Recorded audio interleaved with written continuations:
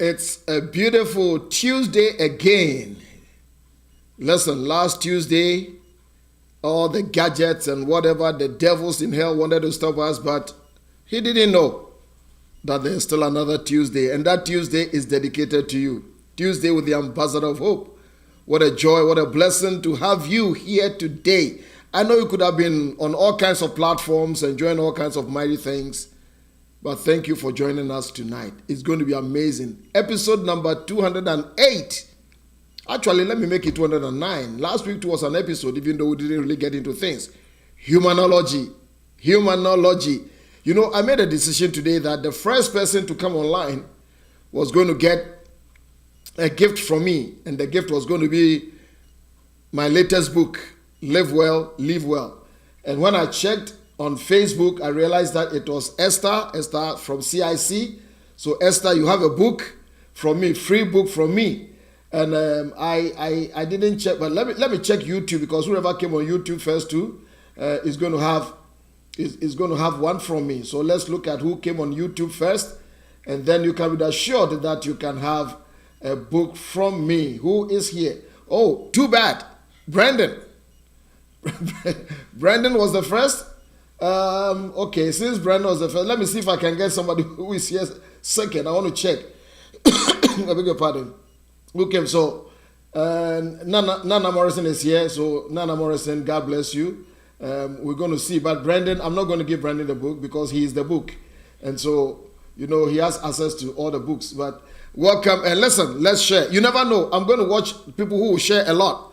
I'm now in a very giving mood. You know, I'm now in a very giving mood. Humanology, episode number 208. And maybe I'm going to see today, I may leave a little bit of time for Q&A, if you have some Q&A, because somebody told me the other day that they really love it when I do Q&A. So Humanology, please share. So Esther, you have the book. It's on its way. You're going to have it. Minister Felicia McAddy, God bless you, from Dominion. Ohinini Mobwatin, Kwame, good evening to you. God bless you. From the heart of the Bronx, Rehoboth Ministries, my own Reverend Festus Chumesi, Daniel the Eagle from the Lone Star State, Texas. Daniel, good evening to you. From Canada, Nana Kunadu Brief. Canada, you're going to be fine. God bless you. I know there's fire burning, but Canada, you're going to be fine. Paul Hobson, good evening to you, Paul. I hope you are doing very well. Good evening to you, Z. Baby Z, I hope you are doing very well. Nana Joa, God bless you. I hope you are in town. But wherever you are, God bless you. If you are home, welcome. Not home, get here very quickly. And on the 19th of September, Nana is doing she's doing her worship experience at Kerry's house. You can't afford to miss it. I think one of the days before then, we're going to talk about it. You know, she's a woman who carries such grace of God upon her head. She's not a singer, just a singer. She's a minister to touch lives, healings, deliverances, just bringing you into God's presence. Don't forget that. It's going to be amazing. September the 19th, exactly 6 p.m. Dress up, show up, let's worship up. Let's support Nana. God richly bless you. My own high priest, Reverend Sammy Pearson, good evening to you. Kate, good evening. I hope you and Mommy are doing fine. My prophet, David Bludo, prophet, good evening to you. From Tennessee, I'm really sorry about what has happened in Tennessee today. Dolly Parton. Yeah, I heard it. It flashed on my thing. So, yeah, she's an icon in the country music scene. We lost her today at year 80. What a blessing that she gave everything to the world. But Pastor David, good evening to you. Kwabno Marie, good evening to you.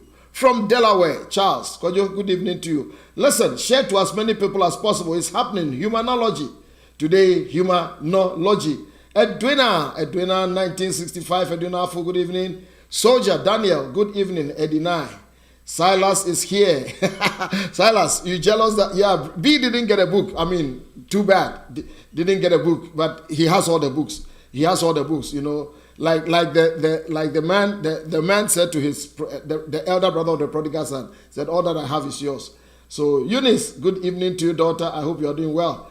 Well, there is a certain Carys down here. Carys, good evening. Well, Carys says good evening, everyone, and everyone knows who she's talking about. So you better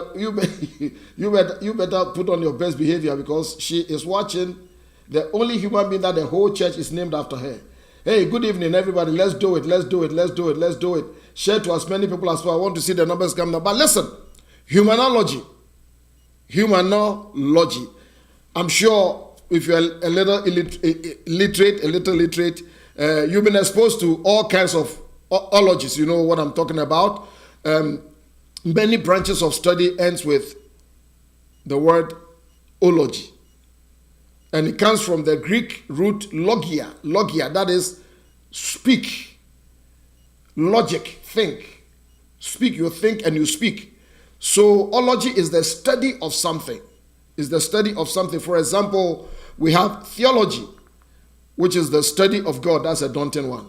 The study of God, theology. Theological studies, theology, God, study of. Biology, study of life. You get it? Psychology, study of the mind. Anthropology, study of humans. But today, my attention is on more than just humans. I'm talking about humanology, the study of human nature.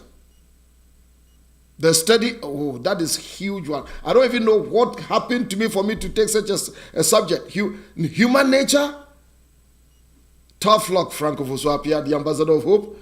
But you know, one time a man was on the beach in California, and he was praying, looking over the expanse, Pacific Ocean. And he kept praying, and he looked up to God and boomed the prayer, Lord, can you give me something? And God said, I'll give you anything you ask. And the man said to the Lord, can you build me a highway from California across the Pacific all the way to Hawaii, so that I don't have to get on a plane or anything? I'll just drive my car and I'm going to Hawaii. And the Lord said, wow, this is a huge one. Can you imagine all the logistics, the pillars we have to sink? No. So can you ask for something else? And the man thought and said, well, can you teach me how to understand a woman? And the Lord said, listen, the first request, how many lanes do you want? You know, if you got it, you got it. If you didn't get it, you are too slow. But I want to make this attempt at humanology because I've met a lot of people. I don't even have the toes and the fingers to count how many people are hurt, offended, disillusioned, rudely surprised, frustrated. Some have simply lost hope in humanity because they did not take a course in humanology. I may not be able to explain a lot, but that is it. You know, once upon a time when I used to do a lot of counseling, some of the things I had, like between a husband and wife or whatever, is if only my spouse can be like me. No, it doesn't happen like that. Life doesn't work that way. Humans are very interesting. We come in all shapes, sizes, and forms. You've got to understand that. And Jesus himself modeled this for us. And we are going to look at one scripture. And I told you, Ambassador of Hope is not church service. But occasionally we pull out of the good book and we bring the wisdom out of that. And something was said about Jesus in John chapter 2, because he was the new kid on the block. People were applauding him. People were clapping, you know. But he has seen beyond human nature, knowing that the same voices that said Hosanna will be the same voices 3 days later that will say crucify him. The same voices that, wow, he's all that.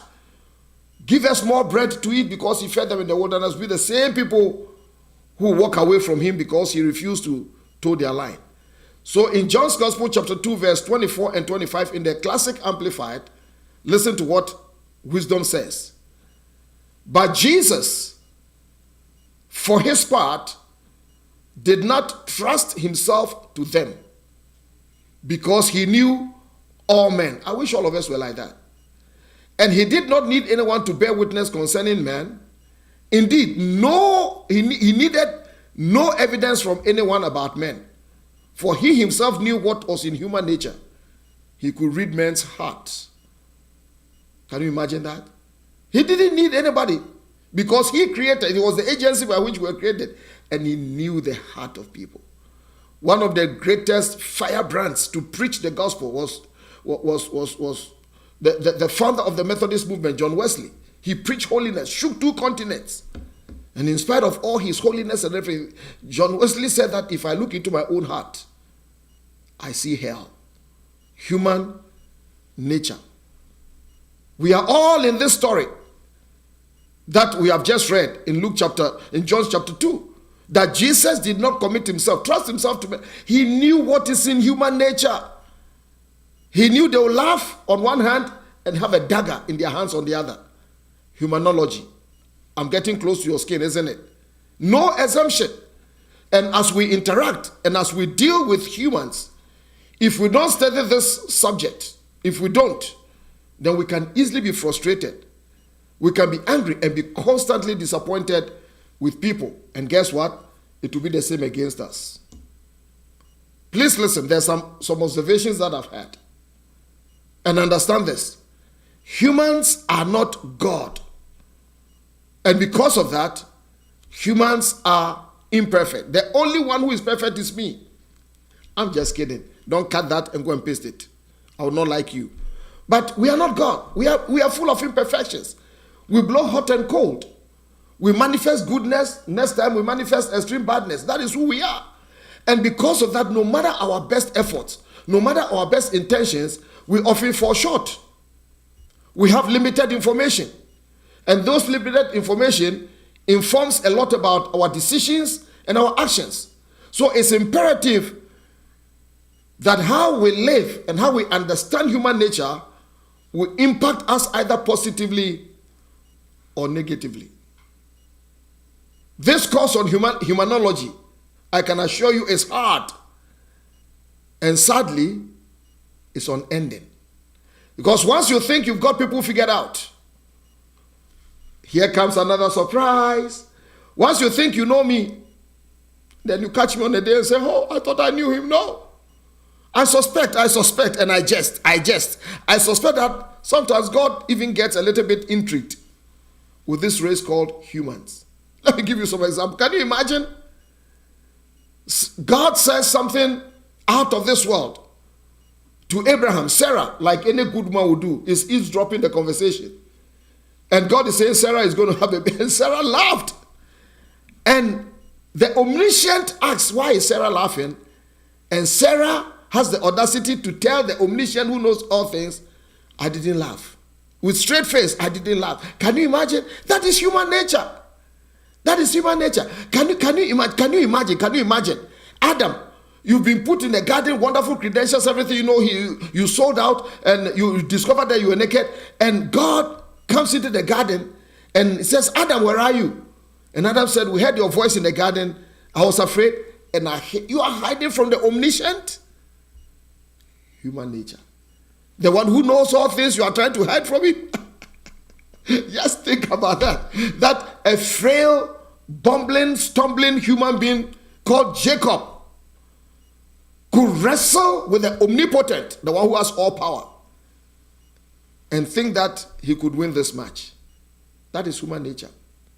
So let's check a few things on our curriculum on humanology. 101, intro. We definitely will come back. I hope you are getting. Please share to as many people as possible. Please share to as many people as possible. Joyce is telling everybody, please don't disobey Joyce. I don't disobey her. Joyce says, family, please share. And that is fine. Anita is in the house. God bless you, Anita. My miracle lady priestess, God richly bless you. Mark Timmy, Mark, you are having fun, aren't you? Good evening to you, Albert. God bless you. Miracle Temple Assembly of God. Yes. Listen, I was there last weekend and I had a blast. Amazing church, great people. Pastor George and your team, Arnold and everybody. God bless you. Thank you for allowing me to be part of your thing. God richly bless you.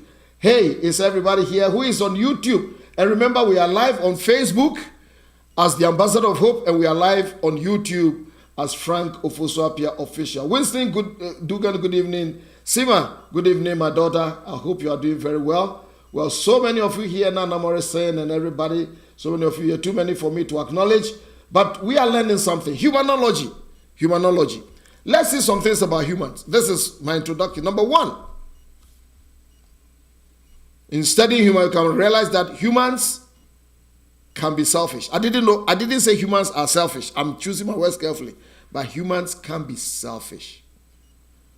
It is embedded in our DNA. Have something. Take a little child and give the little child something, maybe something interesting. And then turn and ask the child, can I have a little bit? No, it's mine. And that is in our nature. We can be very selfish, and selfishness leads to entitlement, where we think that the whole world owes us something. Somebody is watching me. You may be angry, you may be offended because somehow you felt that this should have been done for that. I am that. But listen, nobody owes you anything. Everything that comes your way any day and every day is a bonus and it's a blessing. But when you are studying Humanology, chapter 1, human beings can be selfish. It leads to entitlement. Number 2, humans can be forgetful. They can be, and they do. Many times we have selective amnesia. You can do all the good for somebody. You can bend double backwards for somebody. You can give half of your life, as it were, to somebody. You can shed your blood for humanity. And how quickly we forget. One thing that you don't do for humans, they will forget every good thing that you've done. And the only thing that they will forget is maybe the wrong or what you didn't do. So maybe somebody, you are hurt, you are angry, you are offended because after all that I've done, after all that I did, after all that I gave, is that, yes, that is human nature, my friend. Humanology, learn it. Human beings, they can choose to be forgetful, intentionally to be forgetful. That is why the book tells us in Hebrews 6 and 10 that God is not unrighteous or unjust to forget your labor. God is not. You and I, we are unjust. We are unrighteous, yes. But God is not unrighteous or unjust to forget. Everything that you have done in this life, it has not gone unseen. Hagar met him in the wilderness and saw another side of him and called him El Roy, the God who sees. People can forget. But I'm happy to tell you that the God that you and I serve, he doesn't forget. There's always a reward day. There's always an accountability day. Human beings can be forgetful. Somebody forgot about you. Listen, let's look at this. You are in jail. Okay, you have offended your master, who is very powerful, absolute potentate, absolute sovereign. His word is law. Just by the snap of his finger, he can have you decapitated, beheaded. And you find yourself in prison. And rumor has it that there's this guy in prison who can interpret dreams. So both of you have dreams. And you go to that guy and say, buddy, we hear you can interpret dreams. He said, well, tell me, what's your dream? This one tells the dream, this one tells... And he tells the first one, you know something? It's over for you. You are a baker, but there's no more work for you. You will be beheaded. And you, the other one, the butler, you come out of jail, and you will even be promoted. Then he tells the guy, you know, I'm talking about Joseph, when you go, remember me to Pharaoh, because I didn't commit what they said I did. And can you imagine? For 2 years, supernaturally, this butler forgot about Joseph. Joseph could easily have become angry. He could easily have refused to let his gift work again. But little did Joseph know that if the man had recommended him or told Pharaoh about the only vacancy that was open was that of a baker. And Joseph, you are not a baker. God times his things to perfection. So please don't forget. Humans can be forgetful, but God cannot forget. Number 3, and this ties into another one that I said, that humans can be ungrateful. This is an offshoot of the other one. When people get forgetful, the next thing that we manifest is ingratitude. It's an offshoot of that. Because when we forget what people have done, when we forget what God has done, when we forget the sacrifices that people have made, when we forget, then we become so ungrateful. Are you hurting because somebody was ungrateful? Have you done so much for an organization, for a people, for something, and somehow they never said thank you? Let me tell you, there's a God in heaven who says thank you. Don't become vengeful. Don't become agitated. Don't close up and punish everybody because of that. Because humanology, people, I didn't say people are ungrateful. People can be ungrateful. You remember how he healed some lepers who were living a slow, sure, debilitating death life? He heals them, and guess what? Everybody chooses to forget. Humans can be ungrateful. I hope you are learning something today. Number 4, humans can lie. This is humanology. People can lie. Humans can lie. Human beings, we can lie. These humans can lie. But you see, the truth is that you and I were never created by our Creator to lie. Just look at, the polygraph machine, the lie detector or whatever, the polygraph machine, where they put all those things on your hand and they begin to question you. You realize that when they question you and you tell a lie, all the things begin to agitate and move. It's telling you that you and I were never created to lie. Sadly, we have conquered that. And humans can lie without batting an eyelid. It's so sad that the Apostle Paul had to say that about a community of people, a tribe, a people, a nation, Cretans. Crete is an island in the Mediterranean. And Paul, writing to Titus, said that Cretans are liars. Since one of your own prophets have said about you that Cretans are liars. And he said, this saying is true. And the sad thing is that humans can lie. They can lie to look like the truth. They can lie to destroy everything that they built. They can lie against greatness. They can lie against people who have been there for them. They can just lie. And they get angry when there's nothing to lie about. Lies. And a lot of people have been set back in life because people lied about you. There are cultures that take lies like it's nothing. Go on social media and see. And before people find out that it's not the truth, you have Mark Twain. Mark Twain said that lies can go round the whole world even before truth begins to lace issues to run. Lies. And somebody listening to me, some lies have set you back. Somebody should have been married, but lies denied you of marriage. Somebody should have had a promotion. Somebody should have been in the good books of somebody, but lies that have been told about you. Please hear me. Humanology 101. Don't get too surprised when people lie about it. I know it's unpleasant. Nobody likes that. But you are dealing with humans. And you have the manuscript called Humanology, chapter 4. People lie. That is why Numbers 23 and 19. I love this scripture. It says, God is not a man that he should lie. Which means men lie. Humans lie. Humans don't tell the truth. Some people have even lied to themselves about themselves so much that they believe their own advertisement. So they are living a contradiction. And let me tell you, if you're going to be a liar, you better have a good memory. Never forget that. Lies. Number 5, humans can be prejudiced. Like my cap, I came straight out of Cove Town. Bigs up to Cove Town. It's the best place on earth.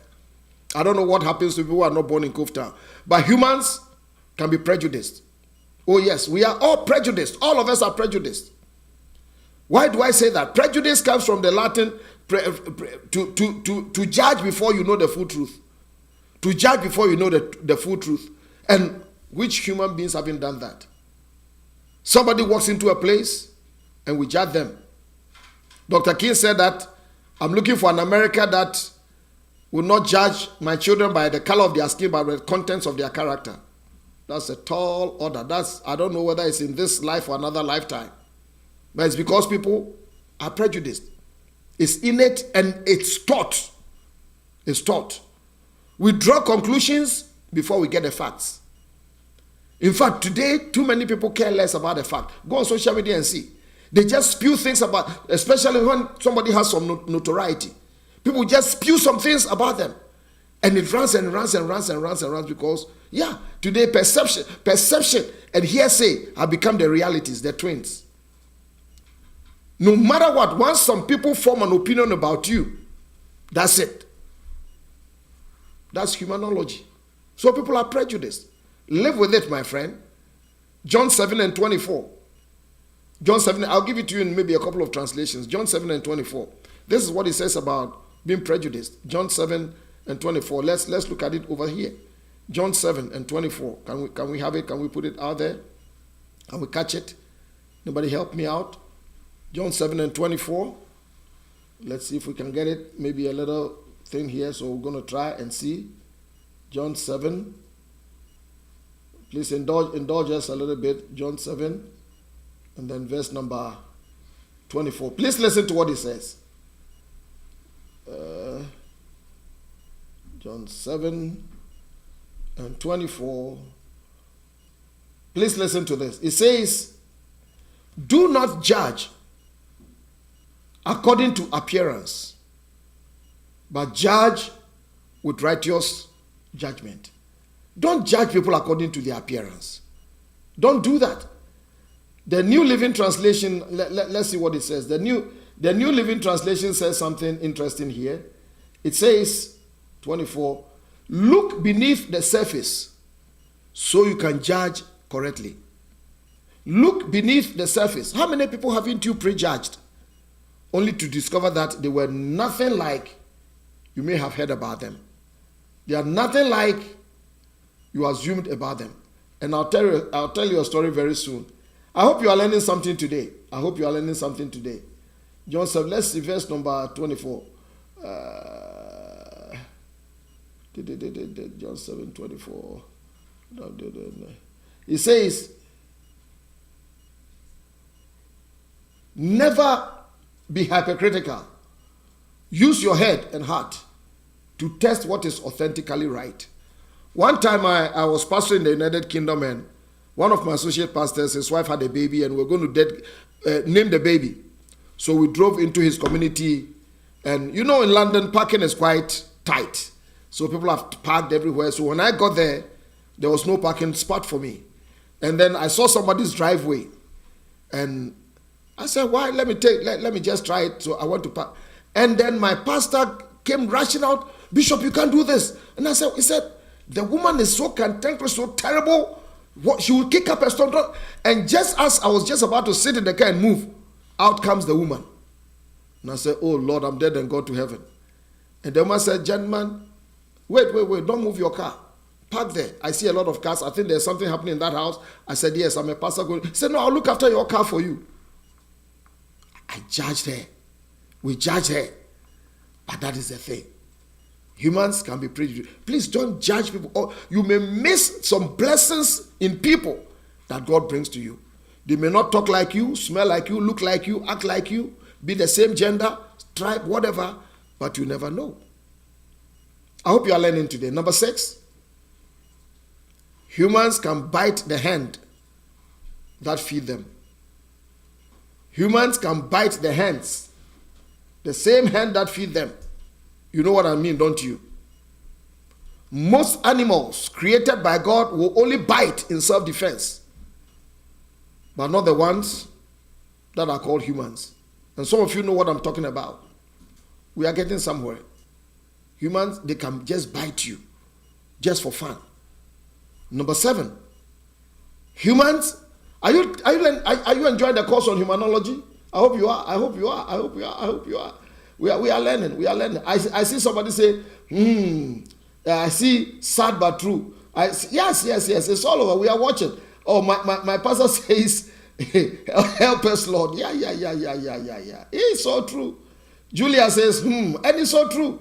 Humanology. I'm scratching you where you are itching. Somebody may not tell you that, but I want you to learn so that you can be able to, because sometimes people ask me a lot, how are you able to handle this? How are you able to pastor such? It's humanology.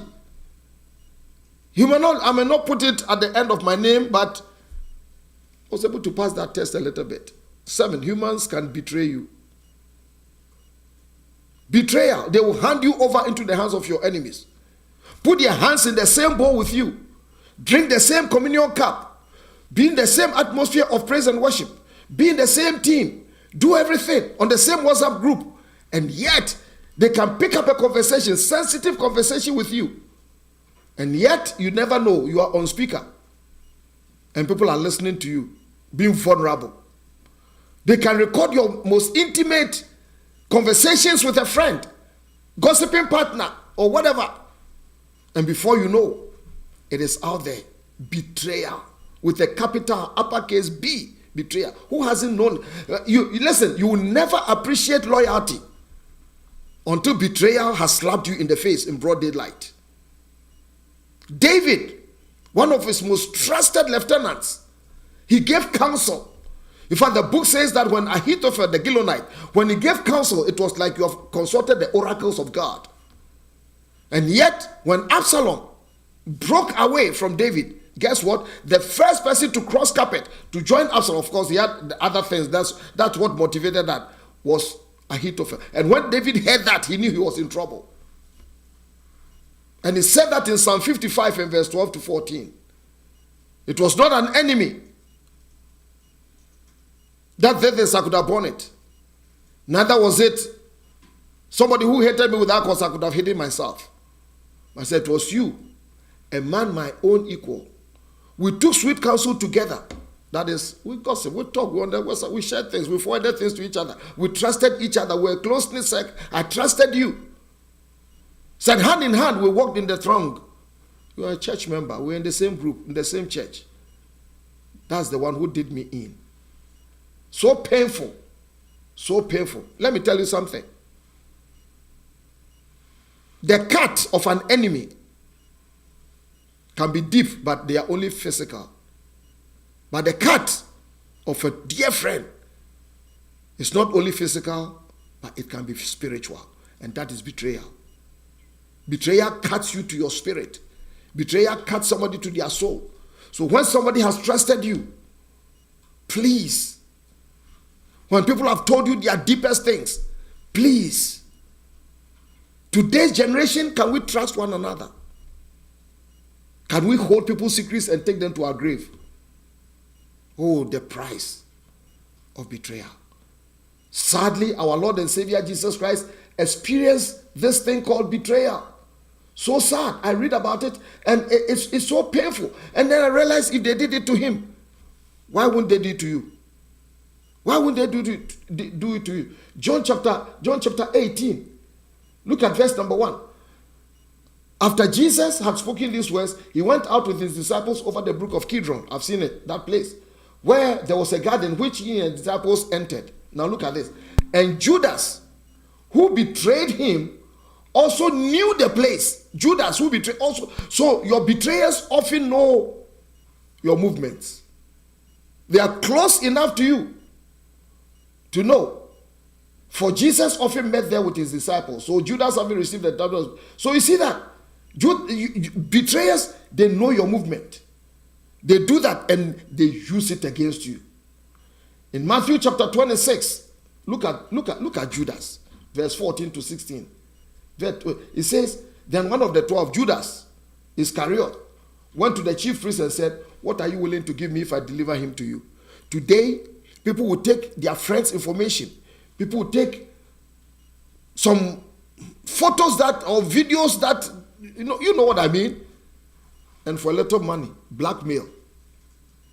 What will you give to me if I give you this? If you don't pay me, betrayal. They trusted you. They trusted you with their foolishness. They trusted you with their low times because they thought you would be a friend. So why do some of all these videos and things show up on social media? Say, oh, it was not me who I gave it to a friend. Come on. By the way, be wise. Be wise. 30 pieces of silver, the price of a common slave. They sold the master. Sold him. And when evening was coming, he sat down and said, one of you will betray me. And they said, who? Verse 1. He said, the one who dipped his hand in the same dish with me, he's the one that will betray me. The one you go and sit at a fast food joint, the one that you sit with your car to take a ride. But that is human nature. Humanology 101. I hope you are learning something today. Human beings can betray you. They can betray you. They can really do you in. Number 8, humans can reject God's gifts to them. God's gift to them. God, listen, there's something called the gift of men. God will bring gift to human beings. My brother, Deacon Arnold, thank you so much. God bless you. You are such an amazing human being. God richly bless you. But many times when God is bringing you a gift, he brings it in the form of a human being. Remember when Israel was in captivity 430 years, they cried out to God. And God sent Moses to them. And in his zeal to deliver them, he murdered an Egyptian. You think the people have been happy that the man has started helping us? And he supposed that they'll be happy that he'll be their Messiah. But they didn't. They designated him as a murderer, told on him. So he had to run away for 40 years as a fugitive in the howling, empty wilderness. But that is not the only thing about humanology. Let me turn the coin a little bit, because you know me, the ambassador of hope, I don't like to be too negative. So let me balance it.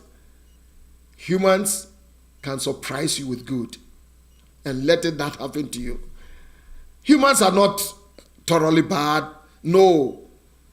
There are good, amazing humans in this space called Earth. Oh yes, I've met some. Last week I met a few. And I've met some. There are people that you know that they carry a spirit that is the simple goodness of a human heart. May you meet some like that in your life. If some humans have done you in, may God send some good humans to do you good.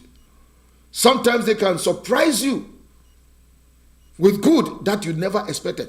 Remember Paul the Apostle? He was on his way to Rome and they get shipwrecked.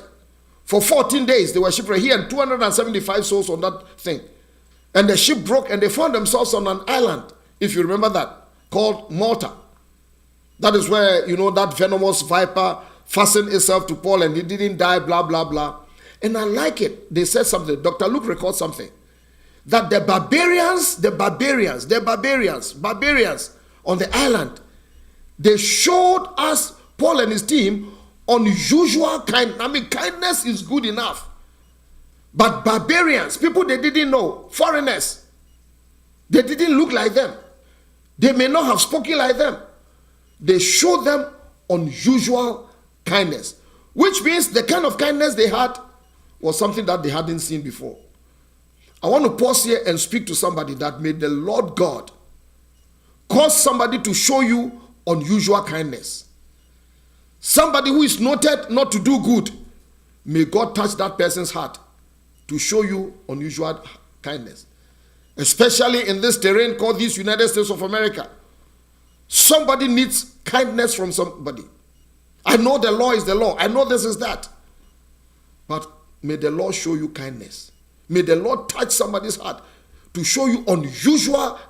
I'm talking about the kindness that will let you weep in surprise.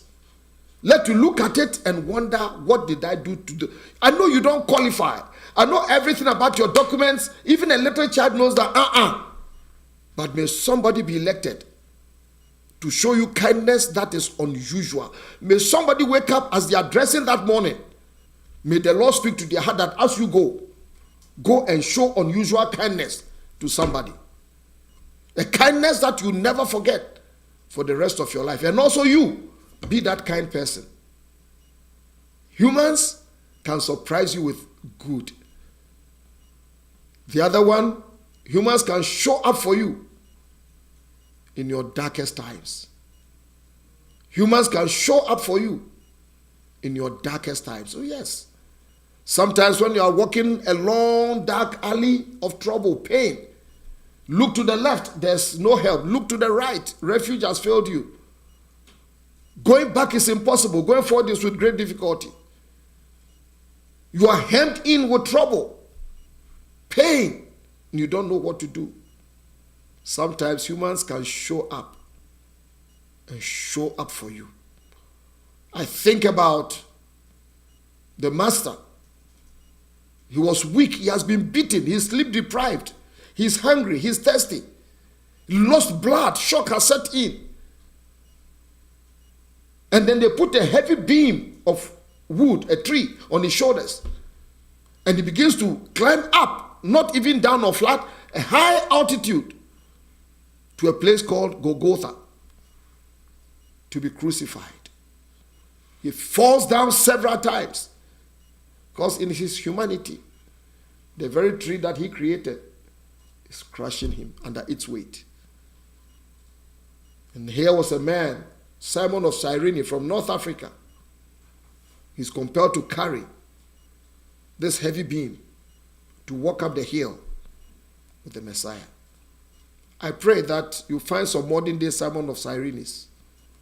When life is beating you down, when you are being pressed down by the weight of things that you are going through, I pray that some human will show up as a Simon of Cyrene and shoulder your thing until he brings you to destiny. Maybe let me add one more, then I'll begin to round up. I hope you have learned something today. Share in some of the things you've learned. Share some of the things. Abba says chai. I like chai. I like chai. Ofosu-Appiah is watching. You better be watching. Yes, we are learning. We are learning. Abba says we are learning, and I think we are learning. Soraya, good evening. Sonia, you are in the house. Mami Opon, good evening to you. Blessings. Rose Queen, my master, good evening. Good evening, good evening. Let me give you one. Remember, we tend to get prejudiced, but let me show you something. Some humans carry a deep revelation of God that can surprise you. Some humans, those, and let me talk to those. I don't like this to be like churchy things, but sometimes some pastors get so disappointed, disconsolate, discouraged, because they look to some people to know God and help them, and those are the people that let them down. It's in your hard times that God shows you that there are people who don't talk in your church, who don't shout, who don't have a microphone, who carry such a deep revelation of God and loyalty that will surprise you. May the Lord show you that. I'm sure you've heard the saying that don't judge the content of a book by its cover. And there are human beings who, by reason of their ethnicity, maybe their gender, their history, maybe bad history and things, they can easily be overlooked in the organization, but only God knows the kind of revelation that they carry. Jesus sends his disciples to go shop, and he sits by a well, and here comes a Samaritan woman. Everything is against her. Number one, you are a Samaritan. The Jews and them have no dealings. Number two, you are a woman.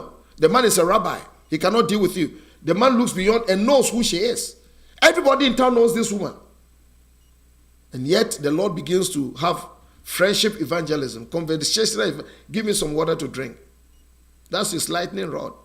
And if you know the Greek and the tense, the woman was not charitable. Exactly what do you want? You and I have not that. And remember, it was like bordering on rude. And as Jesus begins to pick up a conversation, she gives a revelation that the 12 handpicked men who had walked with the Lord up to then had never been able to articulate. She said, I know that Messiah is coming. And when he comes, he will teach us all things. Can you imagine? A woman who had been through the hands of so many men that she had lost count, that she didn't even bother to marry again. These are the people we don't respect. These are the people that we throw about. These are the people that in church, people want people about. When people join church, they add them to the curriculum. What sister so and so? What they are this? Yeah, husband snatcher. Yeah, Christians, humanology. But she carried a revelation that the handpicked guys said, I know that Messiah is coming. And he will teach us everything. And Messiah said that the one you are looking for, guess what? He's standing right before you. She dropped her water pot, the pot of rejection, the pot of shame, the pot of everything. She ran to the city, made an announcement. Yo, everybody here. Yes, what have you got to say? What's new? I've met a man. They say, what's new? You always meet him and say, no, this one is different. Come see a man. How many times have you told people, come see a man? Come see Jesus. In fact, you are the one that when people join church, you throw them out with your gossip. Come see a man. He's told me everything about me. They came to him. And Samaritan, in a Samaritan city that Jews are forbidden to go there, this woman was the only one who was able to get Jesus to live in that city for 3 days and evangelize the city. Somebody that nobody respects. Rahab, 8 times her name is mentioned in the Bible, and 6 times her profession is added. Try getting a job with that kind of profession. And yet, she said to Joshua and the spies that we know that God has given you the land. Our hearts have melted. And she began to negotiate. Please don't judge people in their low times. Don't judge people by the bad stories you heard about them. Because after all, you are not any good. Bia. So what do? You need to take a course on humanology. And for the sake of time, let me just throw this at you until another time. That the branch we are going to look at is called RI. You know, we have something called IQ. He has a high IQ, intelligent quotient, and blah, blah, blah. And now we even have EI, emotional intelligence. But when it comes to humanology, you know what you need? You need RI, relational intelligence. Relational intelligence. Oh, how I wish I had all the time today. That is how to relate to people on different levels and in different spaces. Relational intelligence. Humanology. You learn that so that you can gain relational intelligence. Jesus modeled it for us. He modeled it for number one. Number one, you are going to see something. You have to learn to love people equally. This is imperative. It is agape. You can't say, I love this one, I hate this one. No. The love of God is shared abroad freely by the Spirit of God. So we love people not because of, but in spite of. But love is not stupid. There are some people you love from afar, I know. But love people. Just love people. If you are full of the Holy Spirit, you love people. Then number two, I'm talking about relational intelligence. Treat people justly. Treat people justly. The prophet said, what does the Lord require of you, man? That you treat people with justice. Treat human beings well. Some people don't treat people well at all. Don't judge people by hearsay. Find out for yourself. God showed us something by limiting his divinity into humanity for a reason. In the place of Mamre, he goes to Abraham and he says to Abraham, the sins of Sodom and Gomorrah have come up to me, the cry of Sodom and Gomorrah, and have come down to check if it was so. Divinity, God, coming down as mortality to check some. I believe that he was just showing us an example that if I, being God who knows everything, decides to come and check matters, what about you? There are things we have believed about people that 100% was never true, and we lost our connection and our blessing. I hear they say trust is earned, but I also say distrust is also earned. I will trust you until I earn your distrust, or you earn my distrust. I beg your pardon. So please don't be overly surprised when human beings are being humans. You can be clear without being cruel. Don't weaponize truth against people. Treat people justly. Then finally, humanology. I wish I had all the time in this one. Position people strategically. Please forgive us. We know, again, a little issue with all the notes that we are going to put out there, so please forgive us. But learn to position people strategically. And Jesus showed us that. How he handled access to him. Learn to qualify people before you give them access. Other than that, human beings will show you. Never forget that. In Mark chapter 5, you know, Jairus' daughter, the issue with Jairus' daughter. He came and said, come and heal for my daughter. It's at the point of death. And Jesus said, okay. And as they were leaving, a woman with the issue of blood comes in and delays Jesus. I'm sure there was a whole lot of things. And so after he had finished with the woman, he gets news. Don't bother yourself. Jairus, don't bother yourself. Your daughter is dead. And Jesus said, no, let's go. Remember what I told you. The Amplified says that overhearing but overlooking what they said. He said, do not be afraid. Don't be seized with fear. Let's go. And when they got there, they were professional mourners. They were crying and everything. And look at what Jesus said. I told you about positioning people strategically. Jesus had 12 hand-picked men with him. But in going there, he took only 3 with him: Peter, James, and John. And there's a high probability that the other 9 didn't like it. But that is relational intelligence. Never forget that. You must learn how to put. There are some places that you must not allow some humans to get to. There are some areas in your life. Be protective. Don't have some open house. I'm free. No, you can't do that. It's going to cost you. It's going to cost you. It's really, really, really going to cost you. Learn that. In Mark chapter 17, from verse number 1, Jesus takes his disciples up the mount, and he takes only 4 with him to the Mount of Transfiguration. I've been there the other day. And he transfigured before them. And he said, tell no one. There are people who can handle secrets, and there are people who cannot handle your secrets. He took the few there because he realized that there are some people who can be with you on the mountaintop, but they cannot handle you in your Gethsemane. They can handle your glory, but they cannot handle your gore. They can handle it when everything is beautiful, but they cannot handle it when you're going through hard times. So learn to strategically. And the last one, remember the story of, in Matthew chapter 26 in Gethsemane. He goes in there, all the disciples, and then he takes some special ones, 3 of them, and he goes out a little bit out there to pray. Those are the ones that could stick with him. Please hear this. In the way you strategically position people, know the people around you. And know that people are imperfect. This is for leaders and for followers. Because somebody was asking me, a sister was asking me the other day about some people in leader. And I said, even Jesus, he spent all night praying to pick his 12. And he picked Judas. It tells us that there's always going to be something wrong with those you pick because they are human. And you deal with them with wisdom. Peter betrayed him. Judas betrayed him. But Peter was restored because he had a bad day. Judas was released to go to his own devices because he had a bad heart. These are insights into our foundation class for Humanology. I hope you learned something today. Humans are good. Humans, you know it. And whatever humans have done, that's why we are learning Humanology 101, foundation class. I hope you've been blessed tonight. Don't forget my latest book is on Amazon, Live Well, Live Well. Just get it for yourself, read it. Somebody has been bothering me that this book has been really troubling me. And if you have bought the book and you haven't read it yet, at midnight, may the book stand up and start slapping you that read me.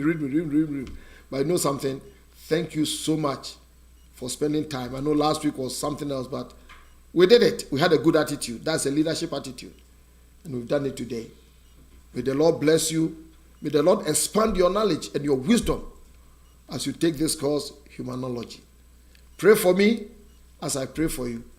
And as God gives us life, same place, same time next week, I'll be the honor. It will be my honor to be your ambassador of hope. Sleep tight.